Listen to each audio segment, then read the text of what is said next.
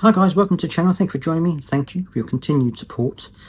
So I wasn't going to talk about this, but it just seems to be going on and causing so much distress that I thought, it's something I wanted to talk about. And that is, of course, the whole grooming gang situation that's going on at the moment and the inquiry into it.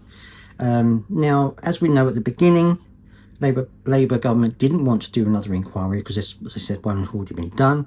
But then after pressure, they accepted the fact that they were going to start a new inquiry. But it seems like ever since they said that, the process has been held up and delayed, and it's just taken so long to get around to everything. And now you've got a number of people who were victims who were going to be on this panel have left the panel. They've resigned from the panel because they feel that they're not being listened to, or they're not being believed, which is absolutely bizarre when you think that this panel is designed to look at those things and designed to, get statements from these victims.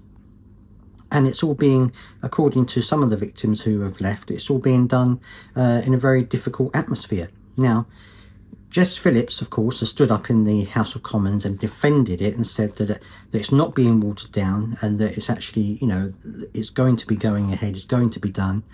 But at the same time, you see all of these people leaving, and some of them aren't even victims. Some of them are members of Parliament and things like this, or experts that are leaving because they feel that things aren't going right.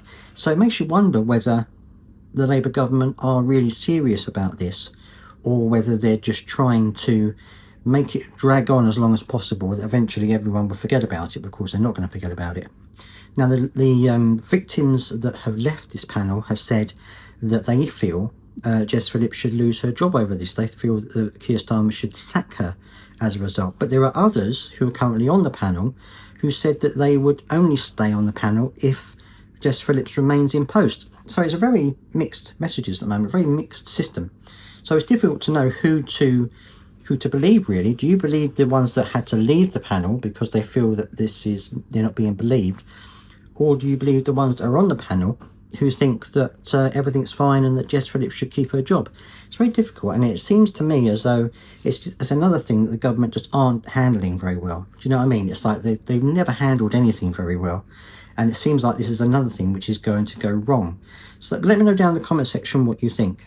Do you feel that Jess Phillips has done the wrong thing here? Do you think that she's actually trying to cover up for what is actually a poor inquiry, and that she should actually lose her job because of this? Or do you think that actually it's there's something else going on behind the scenes that people don't know about, and actually it isn't the government's fault?